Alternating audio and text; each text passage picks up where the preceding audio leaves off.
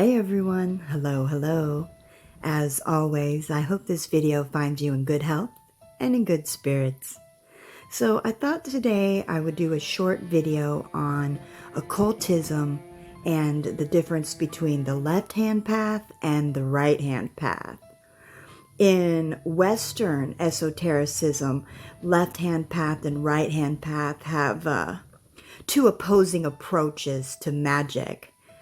The terms left hand and right hand paths in Western occultism is commonly attributed to Theosophy founder Helena Blavatsky. She was a 19th century occultist who borrowed the terms from Eastern practices. She had traveled across parts of Southern Asia and claimed to have met with many mystics and magical practitioners in India and Tibet. And she also set about writing several books, including Isis Unveiled in 1877, in which she introduced the term left-hand path and right-hand path, firmly stating that she herself follows the right-hand path. And if we go back further than that, the origins of the term left-hand path can actually be traced back to Hindu and Buddhist traditions, where the right hand was considered pure and sacred, while the left hand was seen as impure and associated with worldly desires and indulgence. Occult and religious paths are sometimes divided in two categories, the left-hand path and the right-hand path. While there are many religions and spiritual practices in each path, they vary considerably. The left-hand path is considered to be about the elevation and centrality of the self, as well as the rejection of religious authority and societal taboos. The left-hand path focuses on the strength and will of the practitioner. It downplays the need for intercession by a high power, although some may believe that a higher power does exist. Satanism, both LaVeyan and theistic, and Luciferianism are considered left-hand paths. Followers of Thelema disagree whether it's left or right-hand path, though.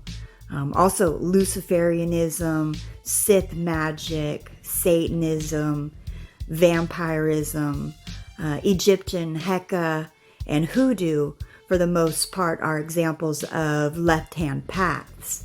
The end goal is to become a master over self, a god, so to speak, and to better oneself through any means that may seem controversial to a follower on the right-hand path.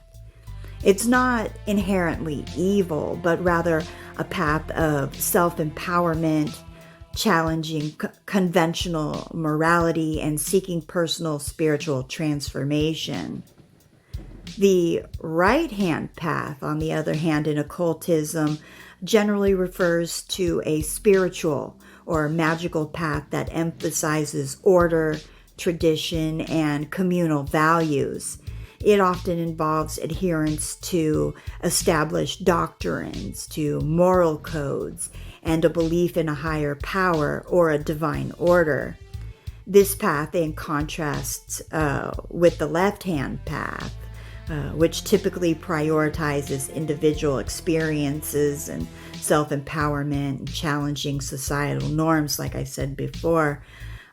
Many right-hand path traditions emphasize a specific moral code, often based on things like the concept of good and evil, or karma, or divine law.